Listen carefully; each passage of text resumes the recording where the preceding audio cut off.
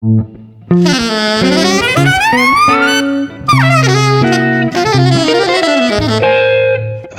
Jazz.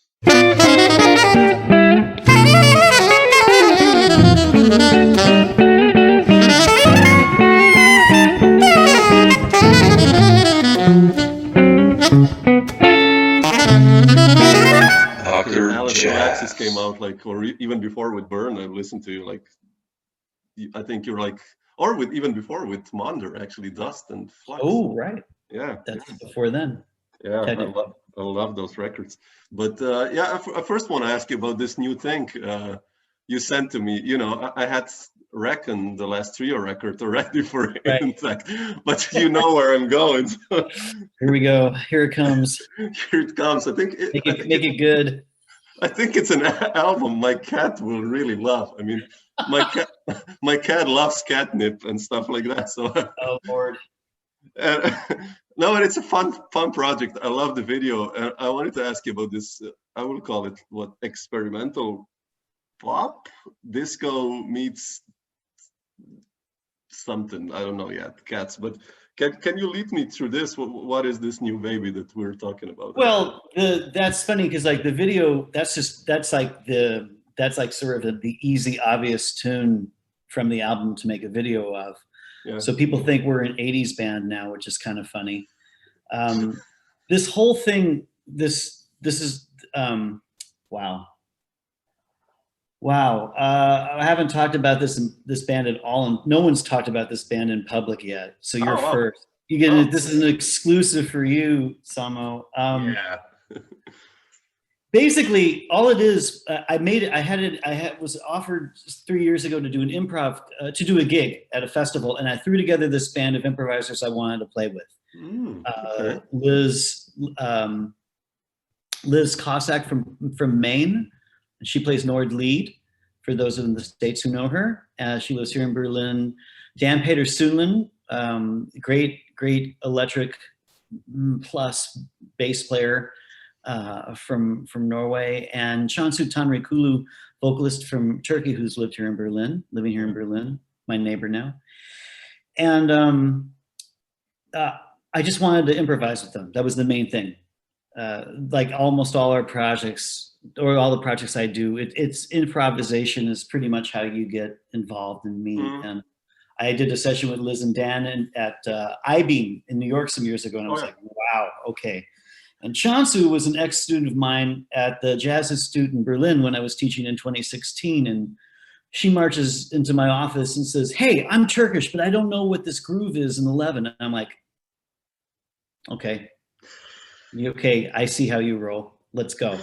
And fantastic improviser, all that stuff. Fast forward, blah, blah. We do this gig.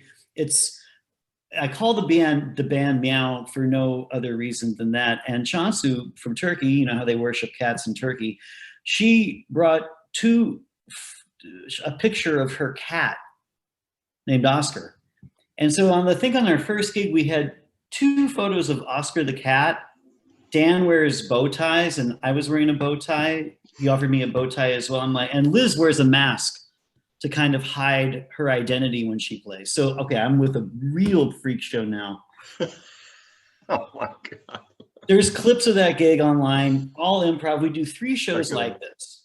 We do 3 shows, no holds barred, but and no cat content really, other than like the obvious gag were called Meow. And this developed to the point where there was sort of a lull. And again, things move fast and things get busy. So a lot of projects don't sometimes do more simply because there's just no one's running with the ball. This is a total, even though I gathered the creatures together to play, no one's really running with it. And then somehow this idea to apply for some funding to make a recording, and the video followed, and then everyone, all of a sudden you're a collective, everyone's using their superpowers to sort of make something happen. I have access to touring, someone's got access to funding, someone can do blah, blah, blah, all that stuff. So we started joking about improvising pieces based upon just bad cat names. So like Busted on Catnip we were literally just making up tune titles in the rehearsal and improvising. So that's how a lot of that music was written. I took it another step. Liz and Chauncey took it. We all wrote. I started writing lyrics, which is something I swore I'd never do. But when you're not writing about how you're feeling sorry for yourself on your own music, or thinking it's going to be your sad sack singing it. But now, if you're singing about cats, this works great. You know, now this is easy. It's amazing how fast I could write about cats. Because there's just nothing at stake here. It's just pure. It's so nonsensical, and that's pretty much the point of the band. We're just rolling with this. So, yeah, there's some pretty pointed stuff lyrically on the album if you can hear it or figure it out. But all of it is just like, yeah, whatever. I mean, it's disposable. It's just fun, and like we lost fans immediately when we kind of premiered some of the songs, like people that were like, man, we really love that first improv gig, all that stuff. As soon as they saw us doing the cat songs, they were just like, you know, whoops, we lost our first fans right away. This is definitely not an album for any kind of any kind of serious musicians, but if you have expectations, you're going to be in deep trouble. But for those who can hear it, they get it. And like when you know your friends don't call you back to tell you that they like the album because they don't like the album, you know what you're in for. Yeah. But the people who get it, and we have fans, so we have gigs as soon as we can move and play, I think now that we did the album, we can go back to our total free improv. Yeah. You know, going for the throat thing, like a cat. No, like, yeah. It's so funny because it looks like a really fun project, and I love that you know, on the other hand, you can do the trio, and then you just started doing something like this, and I think it totally suits you in a way. I don't know why, but like when now you know, it's something like, I don't know what that you would do. Like when I look at your music, what you've done, you know, like some free stuff or composed stuff, and then I don't know, AlasNoAxis, like, which is, you know, like really this basically songs in a way. Mm-hmm. It all makes sense that you did this, you know. I don't know why, but well, you know, I was trying to think of another band that had that much, that where we laugh that hard when we're making our music. And I think Tiny Bell Trio with Dave Douglas and Brad Shepik, that band, even though Dave wrote a lot of the music and it became a little more of a serious affair as time went on, it's chemistry. And Meow, you eventually realize, like, oh my gosh, we're all freaks. Fantastic. Let's do this. And I don't recall laughing that hard recording, or I mean, the engineer who was tracking us wanted to pull his hair out at some points as we were overdubbing 4-part out of tune harmony on words like gorgonzola and parmigiano. I mean, it's really bad. He was really, like, we really wore him to the bone. But I think when it was time to mix, I think he began to see the thread through everything. Imagine you're like, yeah, man, like gorgonzola. Does that should be like? He'd be like, it's not getting better. It's like, yeah. I don't think it was supposed to be good to begin with. Oh my God. We're making up most of this in the room. No, but it's good. Come on, it's good that you guys do that. I love that. Well, it's the same thing though. I reckon the Piano Trio album is the same thing. That's almost all improvised except for a few sketches. So maybe that's just been, you know, after writing so many concrete, tiny songs and stuff, I'm not a composer in that way. Somehow improvising, or at least let's mainly improvise, is maybe been the most fun for me the past few years. Oh, wow, interesting. Yeah, but I mean, it's something we've always done, but you go through phases, you know, like. Yeah, no, I mean, you know, like you're one of those guys. Like, I remember the first times I heard you, like you were playing with Tim Berne, Blood Count, which is like really, you know, those long stretched impros in a way. Bracketed by a lot of really heavy through composed stuff, by Tim, but on the other hand, then you did like the Monder records in the what is 96, something like that, Mhm. which are, you know, like those 1,200 long paged tunes, you know, with 76 sections, and everything changes, and everything what you do, it sounds at ease, you know. That's I Thanks. love that. So Well, but we also played a lot of standards with Ben, because that's how we met with Ben Yeah. Street. We were just the typical, you're doing standards in New York when you jam in the neighborhood, and then one day he pulls out the 12-page chart and you're like, what? But somehow he could hear it, the way we were kind of disassembling certain tunes, that he was safe to bring that stuff out to us. So, I mean, what's funny is that I try to teach more now than before. And I've actually been teaching in Siena monthly, part of their master's program. And it's a cool, you know, I've been teaching more since 2016. I moved here to do a guest professorship at the Jazz Institute in Berlin. And that was like the first time I taught like weekly, ever. And Monday comes quick, I can tell you that, especially in between 1,000 flights. That was a complete burnout.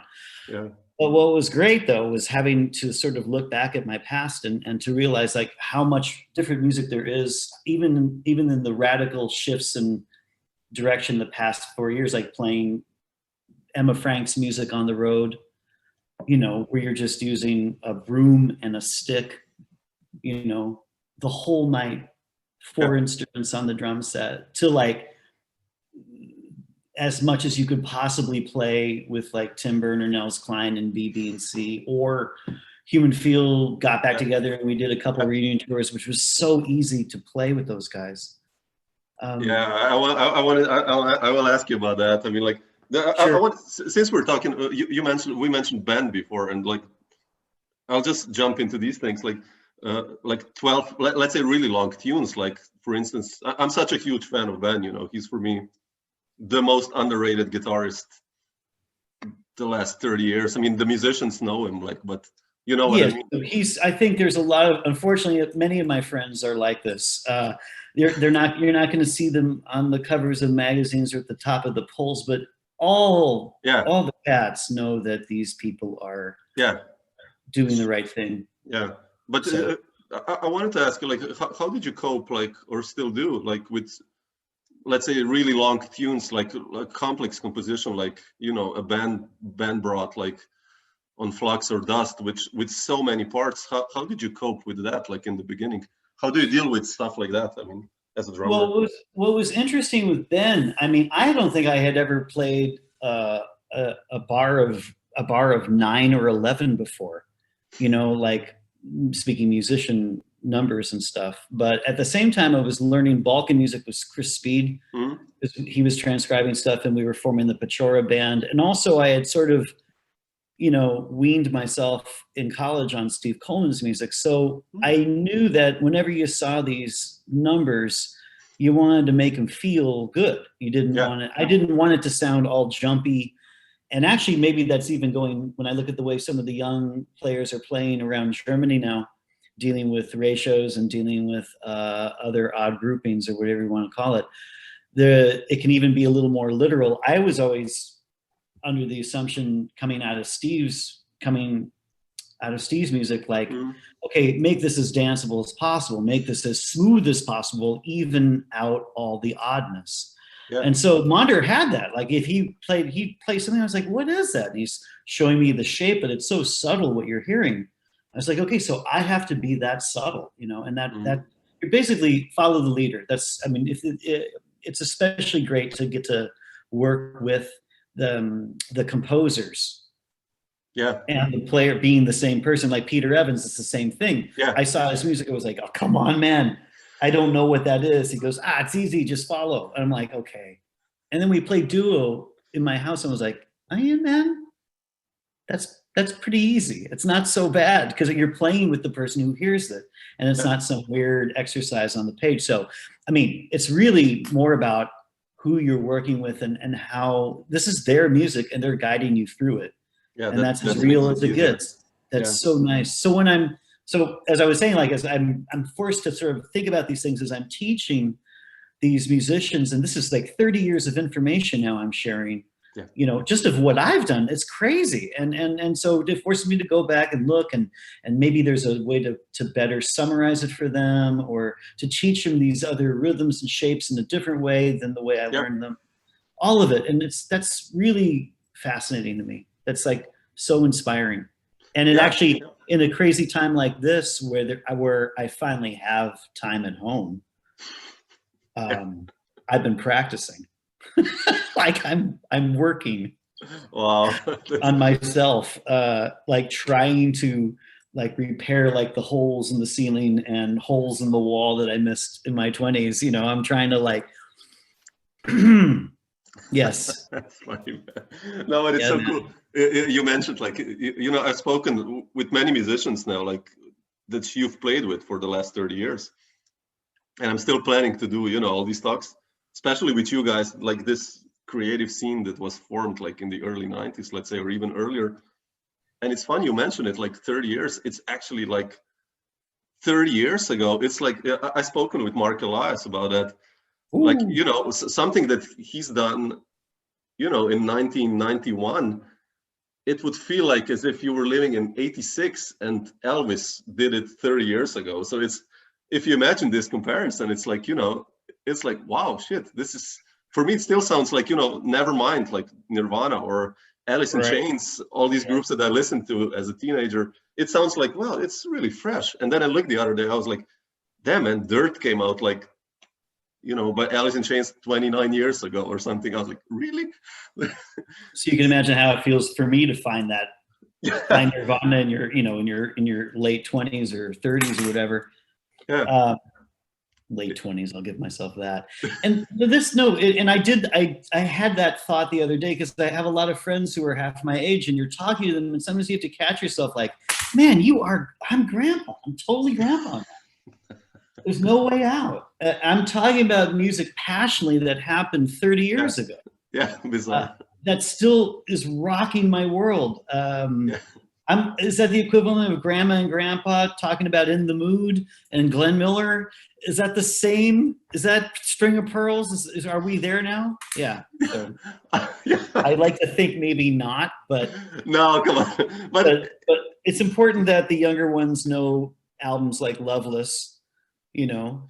My Bloody Valentine. It's I mean, that's the only value I have now, is to just kind of share things that I think are important from my past that would resonate or that sustain, along with trying in vain to keep up with all my creative friends in Berlin even. I mean, the amount of music I've bought on Bandcamp that I haven't listened to yet, because I want to, you can only listen to an album the first time once. Yeah. You know, I don't want to waste it with previews or anything like that. So that's a good one. I mean, I've got some nice stuff to dig on, and some nice letters to write probably too.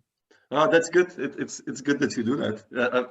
I've never thought, you know, I'm still living in the time when, you know, I have a huge CD collection, when you actually bought a CD and it was like a special moment, you know, you took out the booklet, and now it's kind of, what I wanted to say, like, good that you kind of kept this idea of listening to a record the first time, even if it's on Bandcamp or whatever. Oh yeah. No, I think, I mean, really important.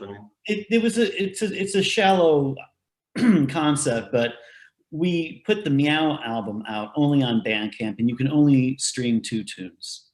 Yeah. It's nowhere else. Now that's obviously silly for business. It's silly for popularity. It's really silly when you see how many people actually purchase things, like truly purchase. Everyone should be, you know, it seems like should be giving it away for free, but I'm just holding on to this baby a little bit longer, just to take the temperature of everything. And you know, the band's totally into it. They don't want to give it away. They don't want to let people hear it for free either. I mean, for better or for worse, it's just more like there's no rush to do anything right now. Yeah, definitely.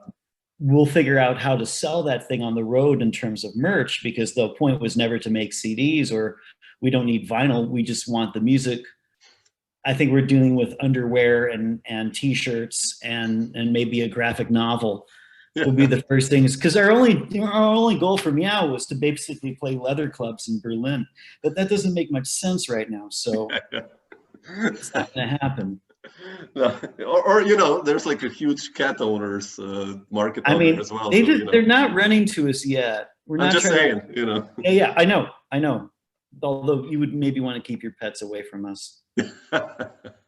My cat is like firmly sleeping there, so I think we're Sorry, safe. dude. I totally railroaded your question or direction of this conversation, but No, that's pretty normal for me. no, it's good. It's a Superman. Sorry. No, but I just wanted to go back to the trio actually to reckon finally the new record on Old, it. almost a year old now. Yeah, I mean the last record. Yeah, again we're talking about time, but the last record, you guys seem to be really active. You know, I saw there's like footage from you from Warsaw Jazz Jamboree. You actually managed to play some gigs in this lockdown situation. Oh yeah. Oh, And there's footage from that. Cool. yeah, it sounds really cool. I mean, and I wanted to ask you first of all, I mean, the new record sounds amazing. Like, you know, the grooves you play, like that Tripped Over You and some other uh, Next Razor World, like, or so some grooves that you play on drums are just crazy. And I wanted to ask you, how did you approach this record different than the previous records you guys did? Because it is slightly different. I mean, in a way, like, you know, it's still lyrical in a way, but it's like more edgy, and that's how I hear it. I don't know why, but It is. You know, it's definitely more edgy. I mean, the one before The Constant was a sort of a commission from Chamber Music America and Shifting Foundation. I got some grant money to make a few things, and maybe that's why it was time to make an improv album with the trio, because The Constant was our third album. It's all composed. I mean, it's lots of room for improv, but that was a vision from pretty much one idea from the beginning to the end. I had been writing for Elias when I met him back when he was 18. Yeah, when did you meet Elias, by the way? Well, that's the funny thing. Like, he was at this workshop in Salzburg, so I must have saw him for the first time when he was 16. Oh wow! And then I came back the next year to teach, and he was 17, but he was like 2 feet taller. And I looked at him, and I was like, "Is that you?" And he's like, "Yeah, it's me."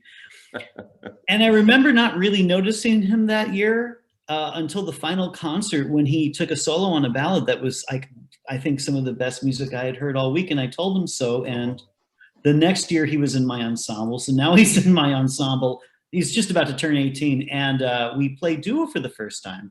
Wow. And that's how I met him, basically. And we, I had a piano at that time, and I had been trying to play with Craig Taborn for about a decade. Schedules never working out. So I was like, you know what? I'll just find my own Craig Taborn. That's cool one. Which is a weird one, because he really likes Craig. I mean, you know, that's one of his heroes, as many of our heroes. Mitch Craig is many people's hero. Yeah, definitely. But I was like, okay, and more than that was like, you find someone that I don't know why, and that's what's so interesting, because we don't have the same background nor musical influences per se, especially at that moment. We had the same rhythmical approach. Which makes no sense, but those are the things you don't ask questions about, you just do. And so I wrote some music for him, and immediately it sounded like me, you know, like I wrote it. So this begins a nice friendship, and sort of not a mentorship per se, but in a way, a little bit, I guess. Would Speed call it protege? Protege, yeah, okay. Protege.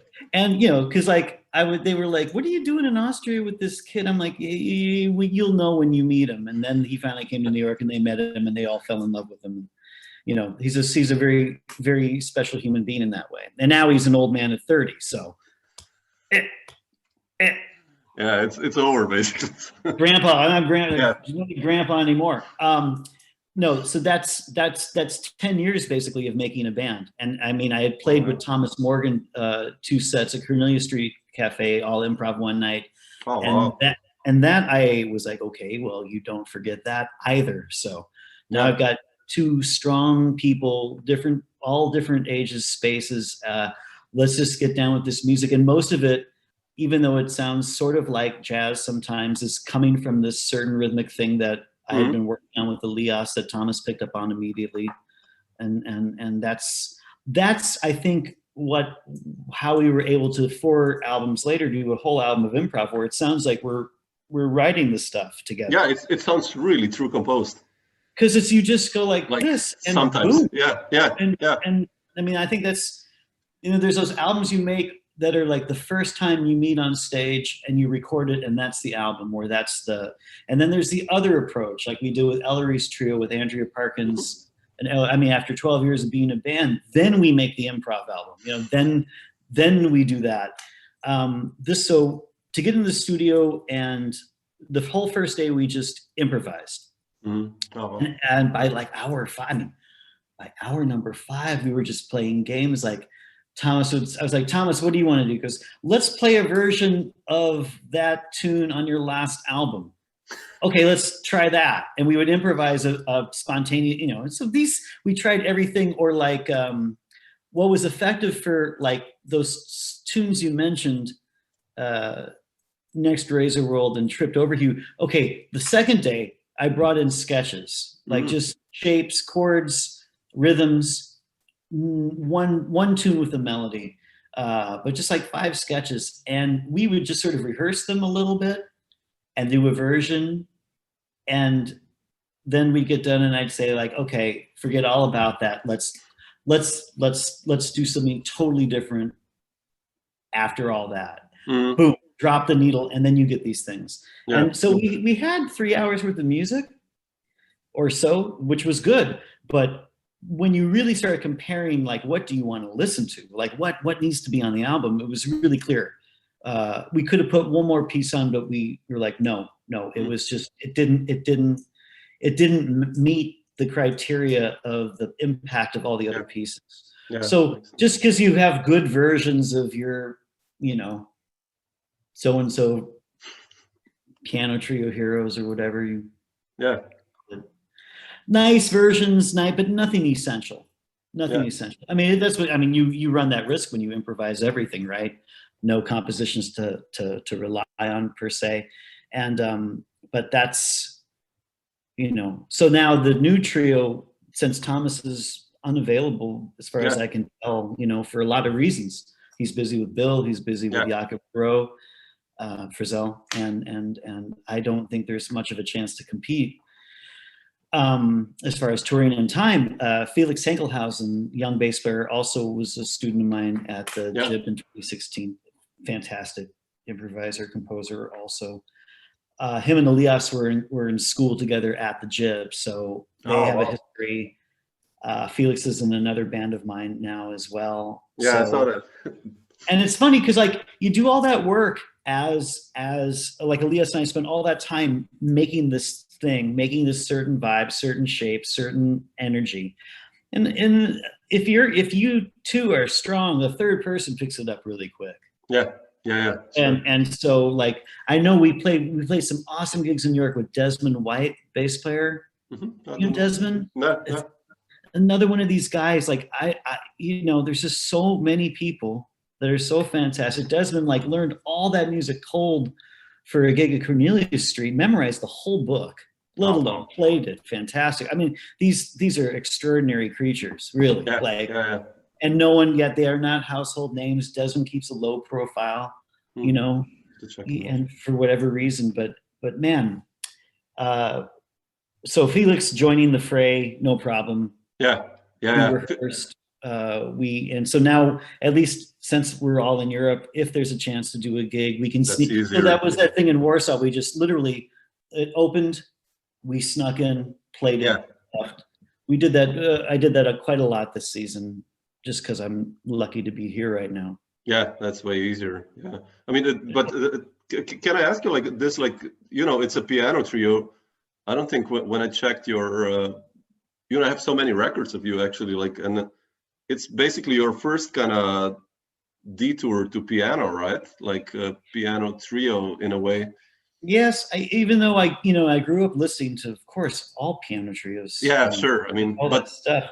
And with Uri Kane, I mean, you as a band leader, that's what I mean, like in a way. Oh, for sure. No, man, I never wanted a piano trio. Why would I want a piano trio? But what was the initial idea? How did you come up? Because I met an artist like Elias. Yeah, okay. Then it makes complete sense. And also, with AlasNoAxis, I had been writing on, I had amassed too many guitars, as you can see in the background, still that don't get played enough. I don't want to tell you how many I own now, but it's just, I wanted to walk away from all my college piano knowledge and get into instruments that I didn't know how to play and learned how to hear. And now that I've done that, I remember falling in love. We were rehearsing for a gig at the concert house in Vienna with Uri Kane, and I had some hours free, and I went to the dressing room, and there's this Bosendorfer upright, and I'm playing this piano. I'm like, this is such a beautiful instrument. Wow, I haven't played piano in so long. I got to get one of these, And then I found it's like $1 million for a Bosendorfer upright. So that really, I was realizing, okay, piano, maybe I have the maturity and respect of sound and harmony and melody to go back to it now and not just use my mechanical knowledge and just now really hear what I want out of this.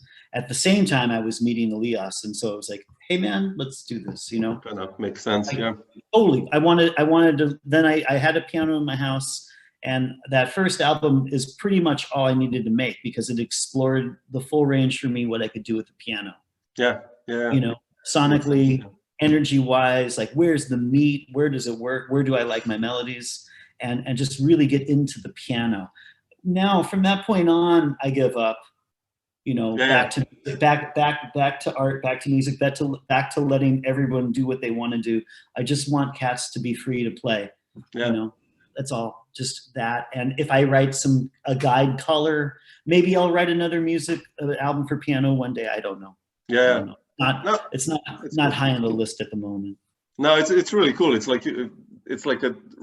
still your music. When I hear, of course, I think you hit two cymbals, and I know it's you on drums when I hear whatever context you're in. So it's your music still, but it's kind of like the next step. You did AlasNoAxis, that vibe, kind of the rocky songs type, and this is like kind of the next compositional.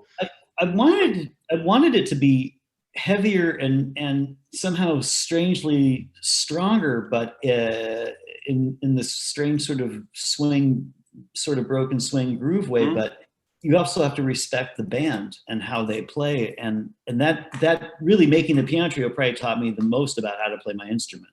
Yeah, but it's still groovy, man. It's really groovy. Well, thanks. At least for me, it's killing. It's just when you play with a piano player that has a touch like that, you can't Jeff Watts them, in terms of like the way Jeff would play with Kenny.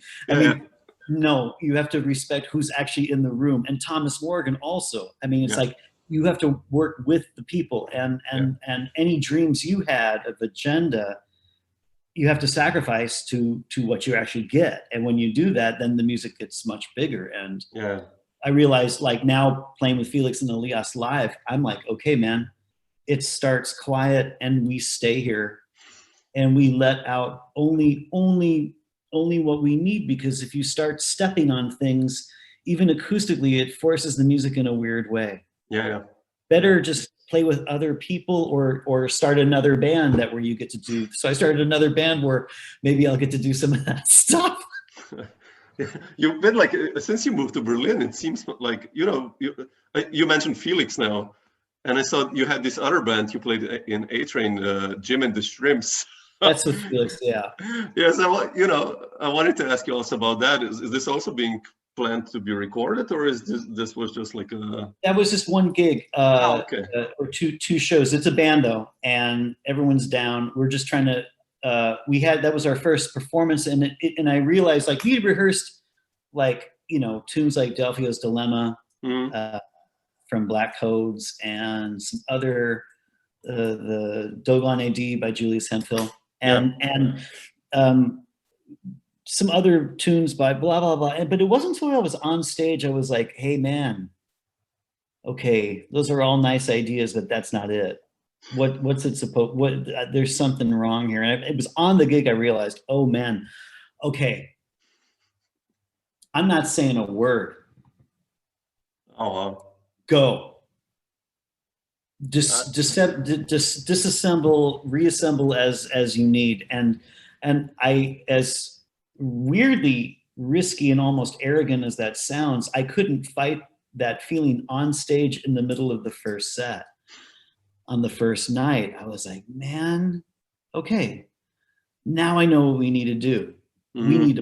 We need that same mobility improvisationally. Yes, we're going to be dealing with fast tempos. Yes, we're going to be dealing with swing in some way, but it's not going to be what we thought it was going to be. So I've been writing for that, and I've been, now things are coming to me now, what I want that band to do. Mm-hmm. That's and knowing the characters in the band, like, yeah, they change quick. When they're that young, they change quick. That's good. In the best way. way. Yeah, and, sure. And they'll all be overcommitted and super busy in the matter of a year or so. Yeah. I have to take advantage of this while I can. But this is like all Berlin young musicians, and how do you feel about, I know so many people from Berlin, and it seems to be like the place now happening with creative jazz in Europe, or maybe not even Europe, worldwide. How would you compare it to New York? Like, wow, you're asking a very difficult question. I would say, the whole thing of a place, a scene, is getting a little old. Mm-hmm. Life with the internet, which wasn't around when I was born but is now, has changed everything. And I think about being back in Boston in 85 to 90 with all those cats I went to school with, opened up conservatories in Europe, this, and even a lot of the cats I went to school are teaching other places, knowing that Kung Fu is at the University of Washington in Seattle, my 12-year-old friend from Bellevue, Washington. This is like an impossibility in my mind that somebody with a vision like that would take over that school. Mm. So the game has changed. There are killer people everywhere, killer artists everywhere. And I don't think it has to be all in one city to pull this off. Maybe to be mobile, to travel. Yeah, Berlin's fantastic. There's so much music here. I can't even keep track of it. Much in the same way I loved New York in the 90s. I loved New York from about 90 to 2005. And then I found not the musicians, but the city became less hospitable to making art. Clubs are taken away, and rent gets sky high, and rehearsal studios close. And now, because every area is gentrified, you can't play in your apartment anymore. Yeah. Everyone's a parent now with babies. It's like, okay. You can start to see, even at a rehearsal studio, getting complaints from the neighbors at a rehearsal studio. Like, come on, man. Yeah. This is messed up. And that's the world changing. I'm not just going to blame that on New York, but I began to realize, like, hey, no. And Berlin seemed to still be affordable. Musicians were grooving here. If you had an idea, you could make something happen. It seemed even like a small startup business. Yeah. It didn't have to be over the top trend of the moment vibe like in Park Slope, Brooklyn, where I was living. Those businesses would come and go. The good ones would stay for a minute, but eventually get burned out. Yeah. Berlin's a little different, and it will probably most likely go the way of New York at some point, but there's more protections here. They've got the general public a little more in the viewfinder. The city works that way. And yeah, artists are protected here. It's still more European in this sense, right? Well, yeah, I know I'm talking to a European, so this may be, this is a really tough conversation because it mirrors the disparity that happens, with a country like America and the situation that it's in. And you look at the way people are here, and you look at the way young musicians deal with issues, it's a completely different mindset. Yeah. So the art part, focusing on that again, like with the internet, you're safe. You can find out what's happening. Felix communicates with Matt Mitchell He doesn't know Matt Mitchell. Matt doesn't know Felix. Yeah, that's the beauty, man. It's the fantastic. Yeah, it's beautiful. Yeah. You know? So if I want to find out what's going on with Tim Byrne and the Cats and Matt and Kate and Kim Cass and all those guys, you know, Davey Lazar, I've never even met really, I don't think, but I could, but through Facebook and the internet, Yeah. I mean, that's the beauty of the social media, not constant advertising, but like information. I know what you mean. What are you making? What are you releasing? What's going on? My friends in LA, what do you got? You know, what's in Berlin too? It's like, it's crazy. Yeah. I love it. It's not enough time to keep up with all of it. But if you would like to know something, you simply have to search a name or talk to your friends that know, like what's hot in Norway today. Let's take a look, you know, who's doing what. Yeah. And there's like an infinite number of names to drop. Yeah. There's always, I mean, listening. Do you know, I just was checking out Ludwig Vandiger's album today. Do you know Ludwig? What's his name? Ludwig Vandiger. No. Wow. Ludwig Wandinger. Okay. He's a young drummer, producer from Berlin, put out a killing album called The Gloss Effect. Okay, I'll check it out. Definitely. It's a beautiful album. And I had bought it and even given one as a gift, but I hadn't really listened to it because I wanted to take time, and it's amazing.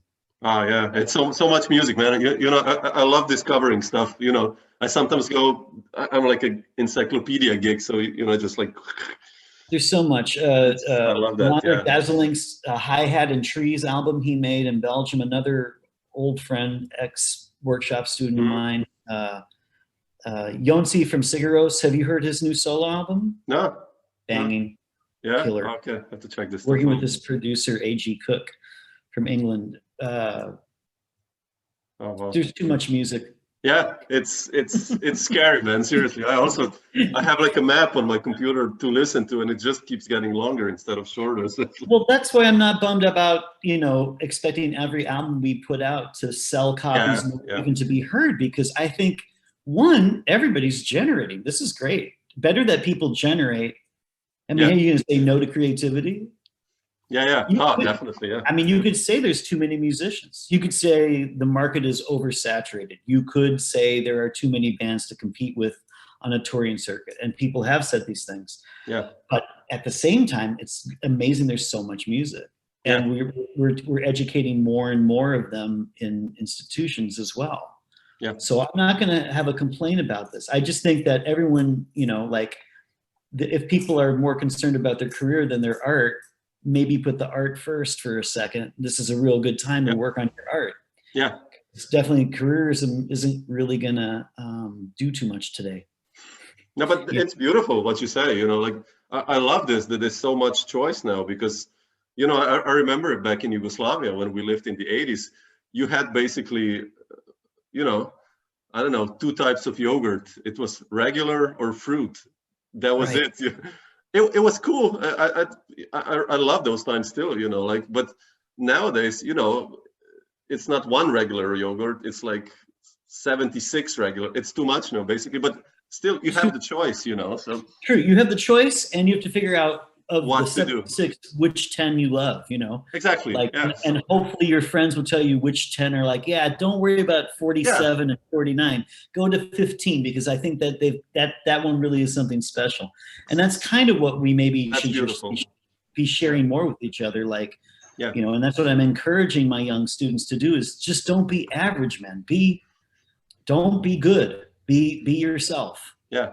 You know, good isn't worth much right now because everyone's good. Everyone's a star. Everyone's an influencer or wants to be influenced. Like everyone's a commentator. Everyone's a critic. Okay, what are you doing? But you be you. You be you. Bring it out. Bring out. And that's when I'm buying these new albums. This is what I'm hearing. Like, I'm really hearing people's voices, and that's infinitely satisfying. Yeah. Yeah, definitely. You mentioned, Jim, like Kwong, and you know, I had a feeling like all of you guys that came out from the West, like in the late 80s, like Andrew D'Angelo, you know, Chris Speed and Reagan Krause. Yeah, I love him. Serene, Aaron Alexander. Talking about an underrated sax player like Brigham. Yeah.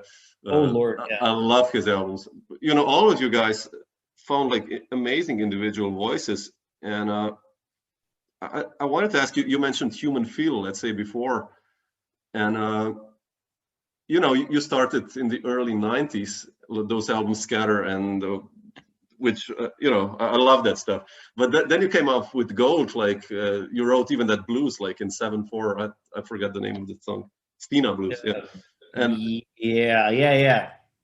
and it's like, how do you feel, you know, after you guys met or you did another album like Gold with Human Feel after 25 years, you basically all become like incredibly influential and important artists, each on your own instrument, I think. And how did that feel when you came back together, let's say with Human Feel, all you guys like kind of formed this scene? We were so young as humans making that band, no pun intended. I mean, we were just kids. Some of the discussions and tear-filled arguments were hysterical looking back. Like as you're trying to figure out how to navigate 4 different human beings' music together with all their loaded needs and wants and everyone else's wants and desires. So we became a band early on, and somehow once we were the quartet with Kurt, Chris, and Andrew, that was pretty clear what was going to go down. We did that album in New York called Welcome to Malpesta. Yeah. For New World. And that. That's like our first, like, to me, real band album where it's like, okay, this is, and I don't think we've spoken much since then, like in terms of about what to do or how to do it. We kind of did that work early on, and then the music just sort of called the shot. Something completely improvised, no problem. Something with 1,000 changes, no problem. We'll make our way through it in the way that we do. And taking a break for everyone's careers and everyone's musical paths and needs, like talking about getting back together to play Tonic in, what was it, 2006 or 5, then making the album Improve, you know, for Skirl. Toured then a couple times, took another break, got back together again. You know, that whole thing. What struck me as so funny is that it's so easy to come back together and play. And so every night on the road with that band, our last 2 tours were just the music was effortless. Yeah. That's you know, and that's quite a special feeling to go on stage and know it's just going to work, you know. And all of our own skills now put together, but you're still sacrificing it for the good of the band in whatever way that you think that is, you know. But that's super fun. That was great. And I don't know if or when we'll play again, because life and lives are much more are a stronger influence and catalyst on whether a band even gets to be in the same room together. Sure. You know, we're living four very different lives right now, and so maybe we'll do it again. But the ride has been great. Yeah. You know, no, it's amazing. Yeah. You just have such chemistry especially with Chris. You know, Speed. I love that you guys been doing this for 30 years in various groups, and it's incredible. Like, you know, I think even longer probably. So. You know, we've been playing since we were 14 years old. Wow. So I remember there was a time where we didn't play for a year and a half, but we had seen each other because we were so busy, which seems so odd because we had been in all these bands together, and the Endangered Blood Band. Yeah, I love it. That still has more life in it somehow if we can ever play. And then I was writing music for AlasNoAxis. We had a killer tour booked for March. Oh, really? 2020. Oh, wow. It was solid booked 2.5 weeks, and then it all everything collapsed. Everything, and then they rebooked like half of it for November, and that collapsed as well.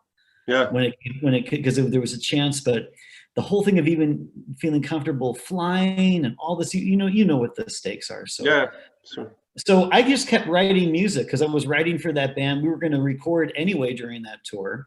Oh, a new one.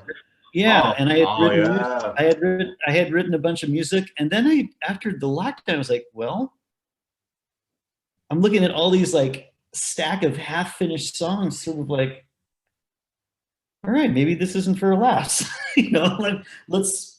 Yeah. And I kept writing. I don't know what it's for. I don't know if Alas will make another one. I think this whole situation has brought a healthy dose of reality to my perception of the way my life should unfold. Yeah.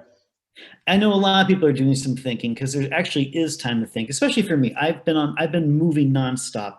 Yeah, you've been touring for 30 years, basically, right? Yeah, basically. And I mean, I'm not gonna lie, I loved being stuck. I did. It sucks. It's in so many ways for so many people, but at the same time, it gave me a chance to get caught up with my own thoughts. Literally, it gave me a chance to ask questions like, is this still what you want? Is this that's an interesting one. Yeah. Well, it's an important one, especially when you look at all the transcontinental flying madness. Like, do you want to go back to I'm asking myself, do you want to go back to that life? Yeah. You know, and so everything's different. And I think no matter what happens post-COVID, you know, rebound, everything is going to look very different. But I think the art I'm most excited about, the music I'm most excited about, but everything else I can't tell you. And even the way things work with popularity or labels or I mean, the whole thing is just a complete toss-up now. It's completely changed, I think. Yeah. The whole aesthetic of it, like even the obscenity of paying a promoter more than your monthly health insurance to promote your album. Yeah. Like, it's just like, none of this is making sense right now. I know exactly what you I've been talking with so many musicians about that. Like, we as a musicians have to change our thinking, I guess, and perspective. Yes. You know, I mean, that's so important.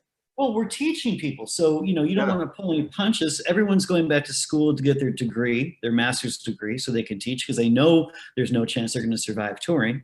Yeah. You know, like, just speaking really frank, if the art is the most important part, then you have to find some way to fund what it is you're doing somehow. And so younger musicians know this going in. And there is that scary moment now that school's done, like, whoa, how do I make money? But that's the same thing I did as well at that age. I worked at a record store, you know, with everyone else.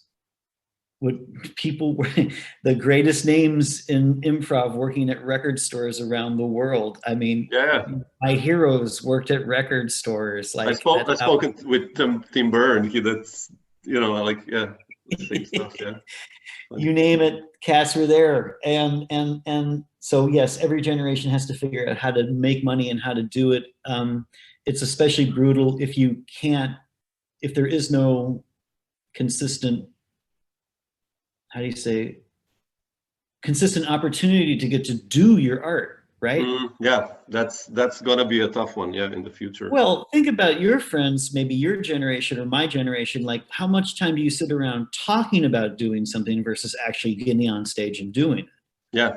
You know, this is obscene in a way. That makes sense. Yeah. It's a brutal reality, but it's like, okay, maybe there's another way to approach this where you're just having more fun, being more active, playing constantly. And I know someone like Tim Berne does this. Yeah. You know, he's always keeping busy, and no matter what. And I need to remember that as well. Like, even with some of the plans, like, if the plans are too unrealistic, what is real? Okay, my neighbors, let's play, you know, let's. So a local scene, back to the punk aesthetic, do it yourself, all these things, they're not far-fetched. Getting away from Spotify, you know, not about music, not the idea that people can hear your music is great, but not when someone's profiting off of your back, not when someone's using you. That's not you're going to have some chips to deal with later on if you stick around energy like that. Not good. I agree with that. I mean, I've spoken with Berne about that, and, you know, he's the master of doing that already in the 90s when you guys did it, like with Blood Killers, you know. And I love this fuck off approach, you know, like, I'll just paint something on a front cover, because it's all about the music in a way also, you know. And A he's lot been of doing people, this on Bandcamp now, so that's, you right. know, yeah. Well, a lot of people since 2000, and this is what kind of started bugging me about New York a bit. A lot of people are like, well, you know, it's not about the music. It's the music. The music is not good enough. It's not just about the music. It has to be this whole thing. And you know what I'm talking about, like this, Yeah. that never honestly sat well with me, even though I intellectually understand the concept and the multimedia approach to everything you do and everything from an EPK to whatever. But wow, okay, Yeah. no, guess what it is about the music. Yeah. If we're talking about the music part, if you're talking about business, in parentheses, music, now we're talking about something else. Yes, then there is a spot for you with this company, with this product, marketing this thing in this way. Okay, you're good there, and you will have some work and some things maybe from this certain approach. But even that, like for a young artist to embrace, might not be worth their time. Mm. Yeah. You know, so everyone will have to make that call in real time. Meanwhile, then you look at, you know, not to keep dropping Tim's name, but here's a guy that doesn't take no for an answer, who just does it. And he's had some nice breaks in his life. Some nice things have happened to him, but that doesn't stop the machine from generating. And that's kind of the aesthetic I want to work with and instill in the students I have around the world. And, you know, that's really why I'm still here.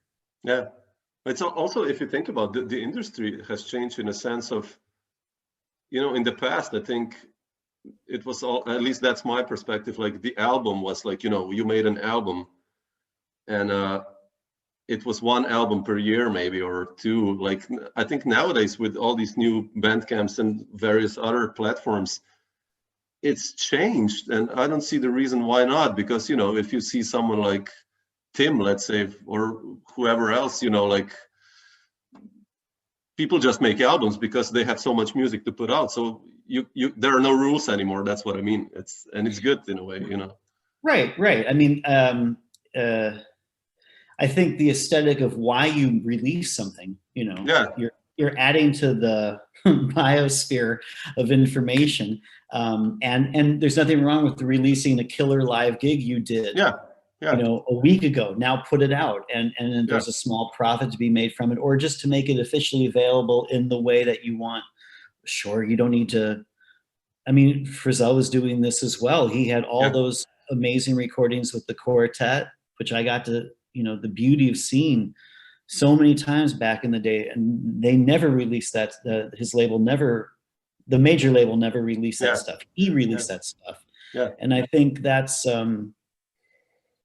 That's a great thing. That's a good thing. Yeah.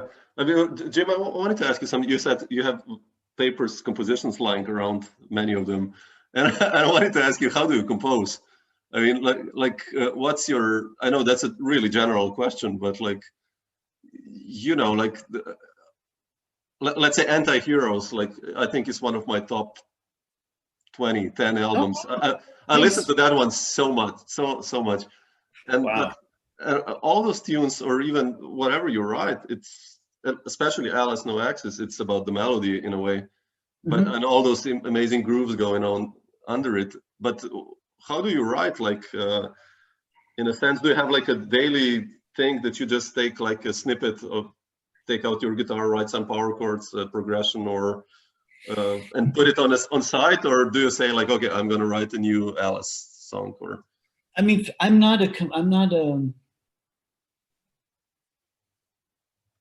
I realized, even though I had the skill set to arrange and write parts for small ensemble and stuff, and from college, I had no passion for this whatsoever. You know, I realized that I had to drop my intellectual knowledge of what I had learned, because there was no joy in that, and I had to start from scratch. And I think I wrote some music between college and AlasNoAxis, but not much. I think I was very content just playing more and trying to write, I started working with electronics. I bought a sampler. I was just looking for what made sense, you know, like just because you know how to do something doesn't mean you should do it. That sounds obvious, but for me, I wanted, not every musician has to write the orchestra piece, even though you could do it. Not everyone has to. So I realized, like, I had done, with Rebecca Martin, I was in a band called Once Blue early on before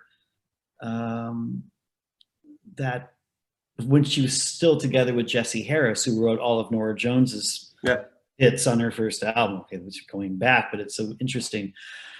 Playing with her kind of got me, we did a recording and I got a check for that single. And with that money, I bought a 4-string bass. Oh. And I wrote most of AlasNoAxis's music on that bass, along with quickly buying a baritone guitar. Oh, wow, that's so cool. And because I had read a Joni Mitchell interview, or even heard a rumor, I'm not sure if it was, but I heard that she basically would get a guitar, find a tuning that she would like,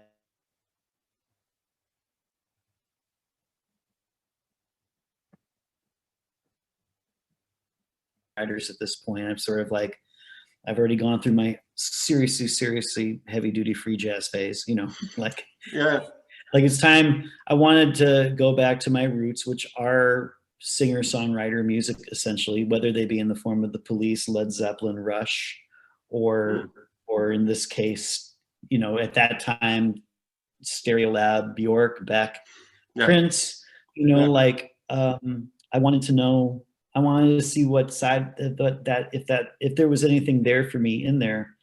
So I started writing on those instruments. So Antihero for me, like if you fast forward, so that's like from 2013. Yeah, that's me sitting with a baritone guitar in one tuning and committing to writing a whole album, painstakingly slow. Ah, interesting. Well, I love those songs, man. I still have no idea how to play the damn instrument, man. Well, it's so much fun. I can maybe play my songs haphazardly using my weird tunings and my own terrible technique. I mean, when you give your songs to a master guitar player like Hilmar and the touch and the tone, and it's like, okay, wow, I have no.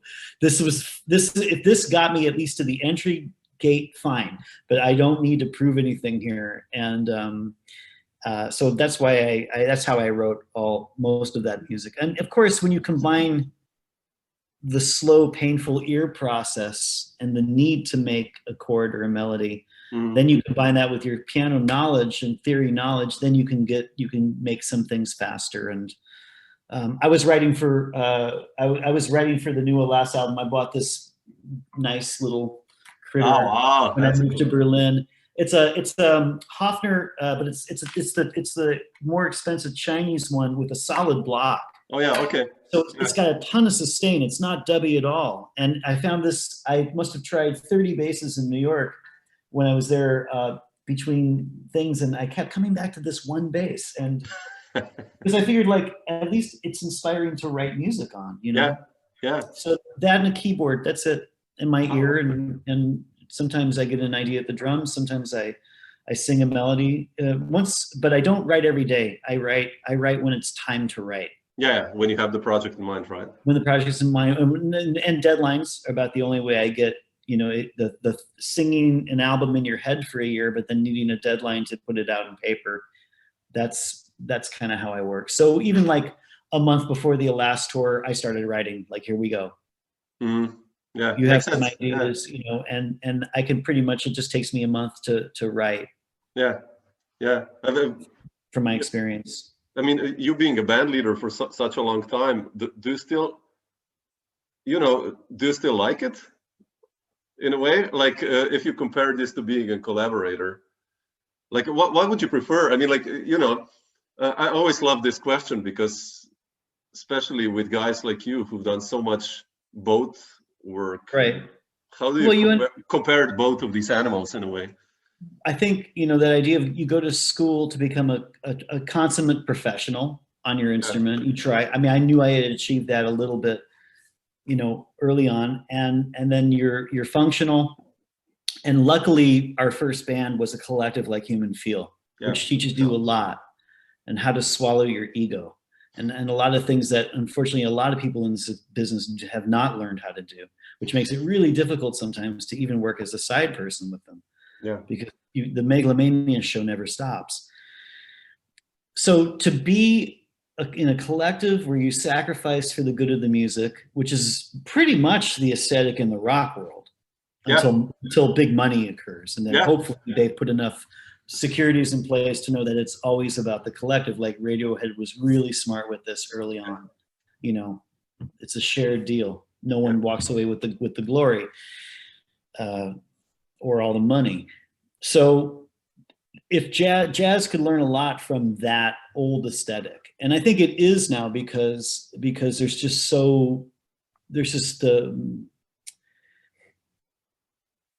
it's pretty much got to be a labor of love to do anything now. Which I like. Why not? So so the difference between leader then and collective, like all I want is the first chance to like, I have an idea for a band. Here's my ideas. Here's what I wrote. And unless it's completely composed, like I want the band to give as much input as possible. So, even if your tunes get morphed or transformed or sped up or slowed down or change keys or you chop out, it's still it's your song still. It's still your tune. I try not to write anything. I mean, once in a while I know like, okay, here's what it is. Like the piano trio album for Elias and Thomas, I had to write that with an imaginary band in mind. Yeah. So it's completely airtight.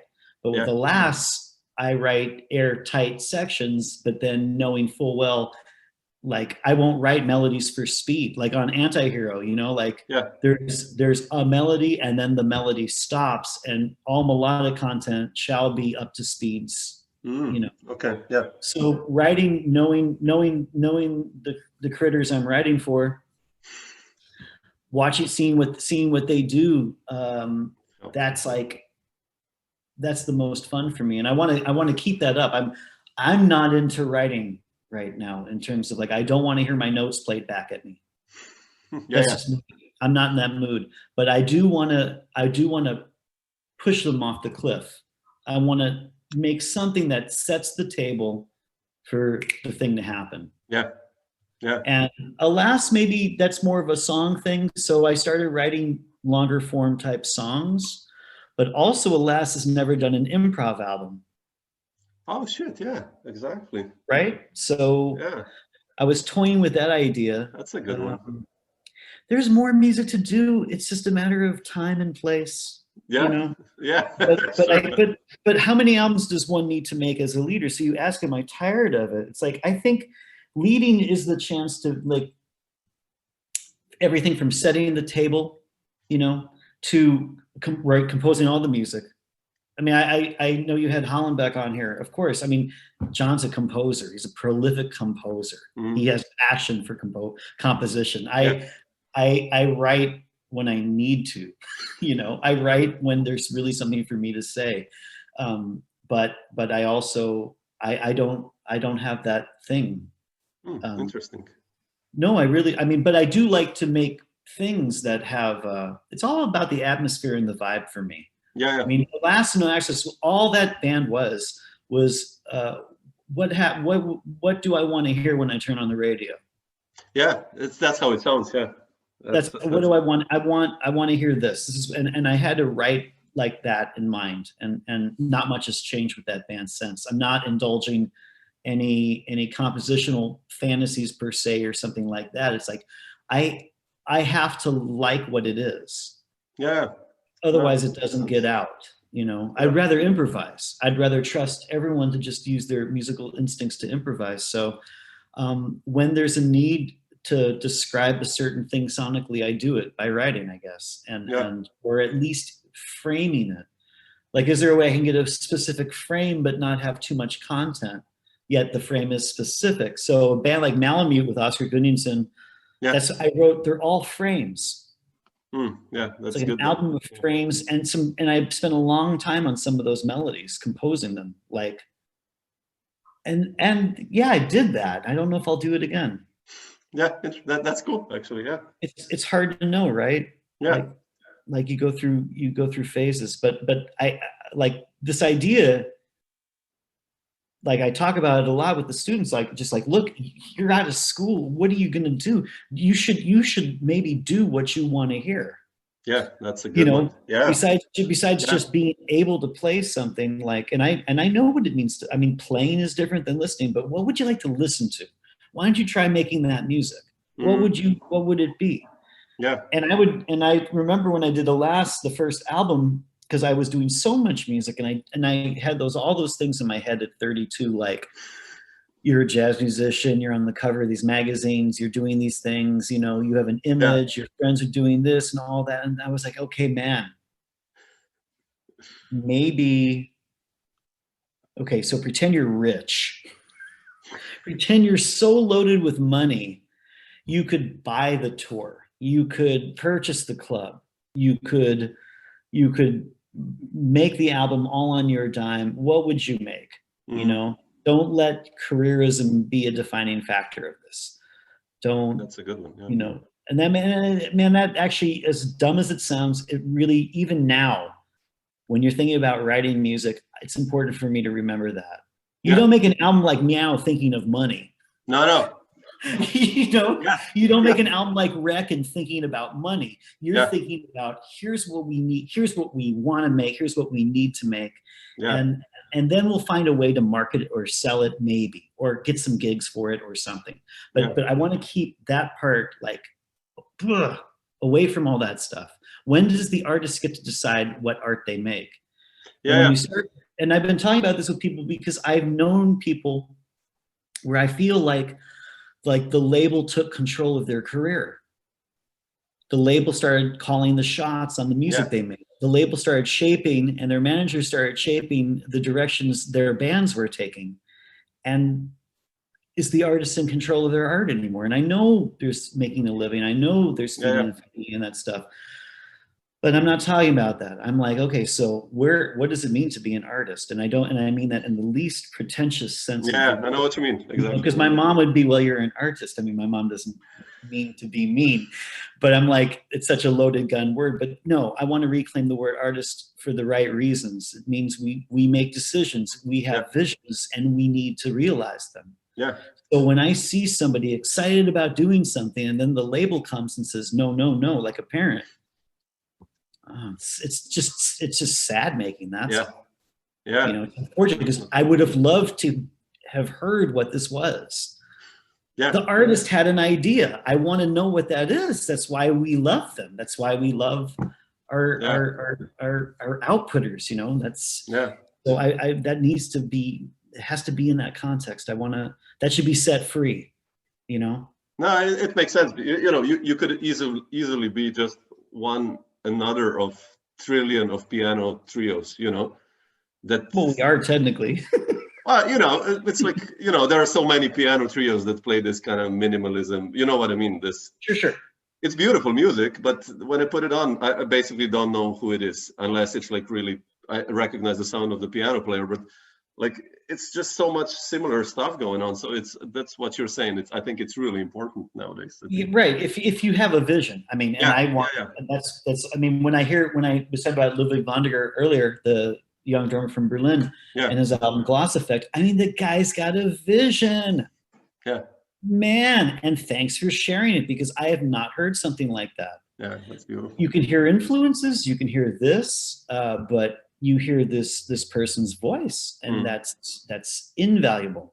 Yeah, we're like all the people you worked with, like let's say, I don't know, Uri Kane and Tim Byrne, Ellery Askelin. I mean, all these guys you played with. How were they as band leaders? Like, let's say Tim in the early '90s when you started working with him.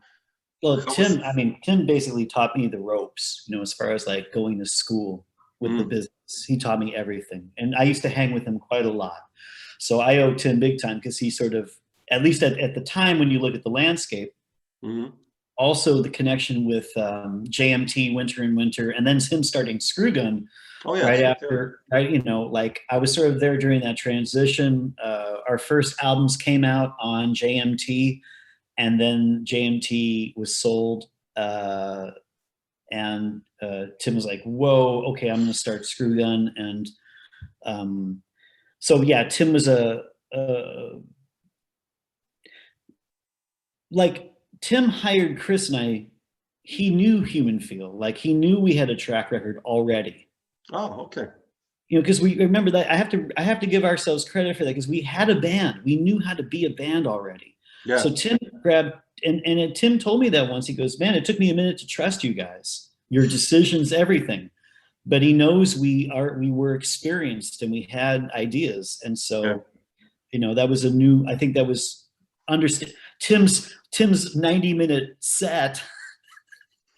You know, that was new for me, along with the fact that you're on stage and he's like, you got it. What? You can just play? Okay, you learn trial by fire on stage. That stuff is like, that's cutting your teeth, as you say in English. Yeah. I cut my teeth in that band with Tim, Mike, and Chris. So I still get those guys back together to play as Not Blood Count whenever I can. Yeah. We don't need the pressure. We don't need to put Tim under pressure of having music and all that. It's just I just want to play with them, and everyone's always been down with that. So yeah, you know, that's the chemistry you want to keep.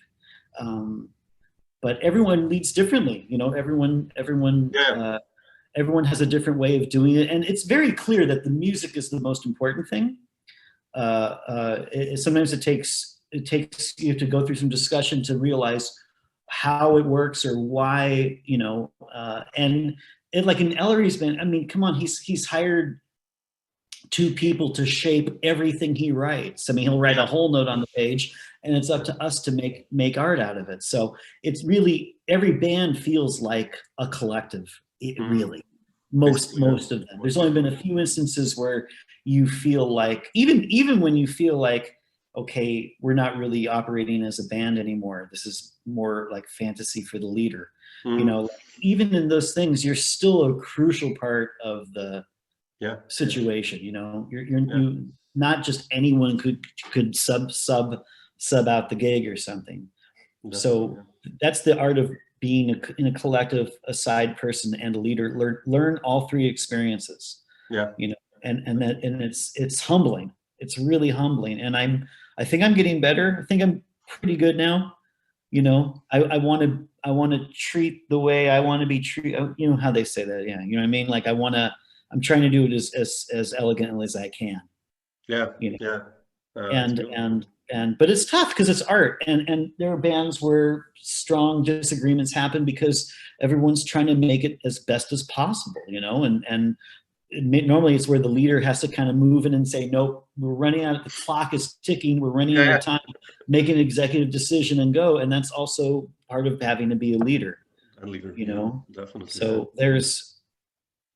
it's all of it. All experiences are so important in that way. To shape you, yeah. Jim, just one last question, not to take too much of your time. Like, do you remember, like, speaking of this sideman work and like playing in general, I mean, do you remember your first tour that you did, and who was this with? Like, let's say European tour. I mean, well, and how was that for you? Like, then probably being quite young, I guess. I mean, I know I've heard, I don't know who told me that you then, like, after Berkeley, lived in Europe for... Right. Well, that would have been the first tour then, because I was trying to think, with Human Feel, we had done some gigs, but we hadn't really we weren't touring the States yet. We hadn't got there yet. My very first tour was with Frank Mobus, Chris Speed, and Retus Fleisch, a bass player from Zurich. And Frank and Retus brought Speed and I over for a month in the 89. Oh, wow. That's 89. And after the tour was done, you know, I'm looking at Chris, I'm like, do you really want to go back to Boston?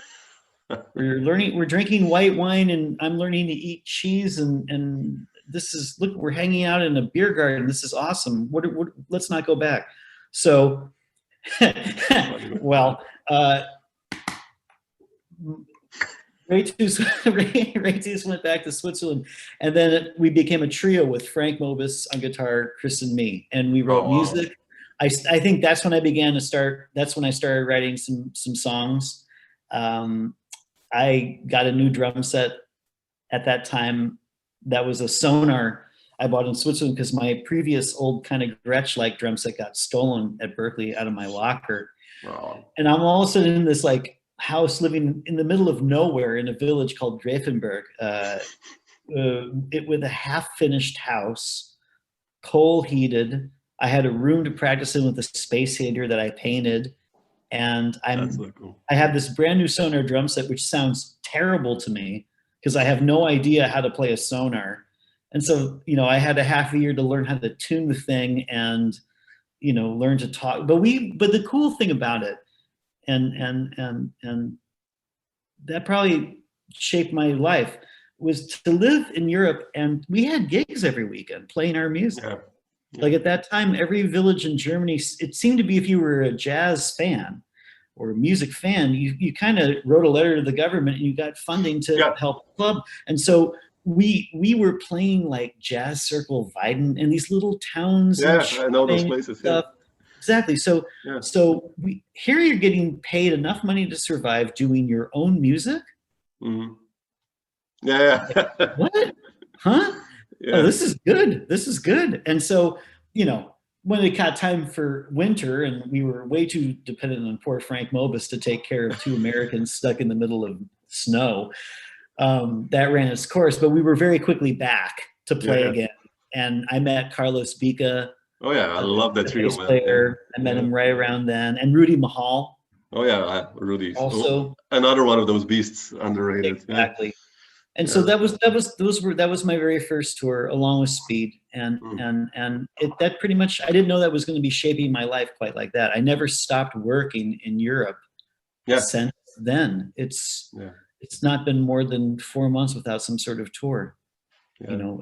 And now, so it was almost a matter of time before I mean, since I had lived in Europe before for half a year, and since I've been here literally every month of my life in one way or another, and also it was easy for me to move here because I didn't have family. I didn't have investments in New York. You know, I had the freedom to move.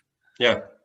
Because I've spent my life traveling, and that's not for everybody, but I wasn't coming home between tours. I was just making another event or going off on some crazy excursion or spending time in Iceland taking care of Hilmar Jensson's kids, feeling what it's like to be in suburban Iceland for 2 weeks, just being normal like that, you know, like living life in different ways. Yeah, that's beautiful. And then it's always been back to the art, back to the music. Yeah. So it's interesting now at a time like this, like, okay, this gives me a little more thought what to do now, you know? Yeah. I don't know. I have no idea what's going to happen even next week, but it's exciting nonetheless. Yeah. For me, it's like, I feel like my batteries are super recharged and I'm ready to go out and do whatever, you know, the brain's working in that way. It's inspired and all those things. And even though it's a really terrible time for so many people, and I have to remind myself every day, like, this sucks for everybody. Even if you're feeling good, there's going to be days where you're just like, I'm there, man. Like whenever, you know, you got all the pencils sharpened, ready to write music, and you're still like, nope. Yeah. Yeah. And it's okay. Like, you just learning to be gentle with yourself. Yeah. Telling my friends to be gentle with themselves, like, just like, hey, we gotta ride this out. We gotta get through this, and this might go on for a while. But to just, you know, and that's not to keep talking, but to keep talking. This idea of like what's important to you, you know. And I've been baking, and I used to cook a lot when I lived with Chris Speed and Andrew D'Angelo in the Windsor. Yeah, me too. I became obsessed with cooking, man. Oh man, baking just to bake. Not even me too. Like, just like, man. So how does that muffin work if you change that amount of, you know, like, so. And I remember being in Munich airport one day, totally, like, you have all these creative jet lag moments where you're sleep deprived and your brain's racing. And, you know, you need a drink to kind of slow it down a little bit because you're waking up at the wrong time. Jet lag creative. You get a lot of real fantastical ideas that when you finally clear up, you can't remember them or they make no sense. I remember taking notes in the Thai restaurant at 6 a.m. in Munich one day, as I'm having red curry at 6 a.m. my brain time. And I was like, okay, friends, food, and music, pretty much. And maybe travel would be number 4. That sums it up. That totally, obviously friends include your family and your lovers and all those pets. And then food, yes, duh. Yeah. Good food, lots of it, and music, and that's like, most of us somehow have that, hopefully still, even in a time like this. Yeah. Definitely maybe not travel, but that's, it's also nice to have the downtime to appreciate just those 3 things. Yeah. In whatever capacity we have them around. And I agree. Yeah. So I'm getting together with people one by one to have food and to make music. That's good though. Yeah, that's what it's all about, right? So, I think so. Yeah.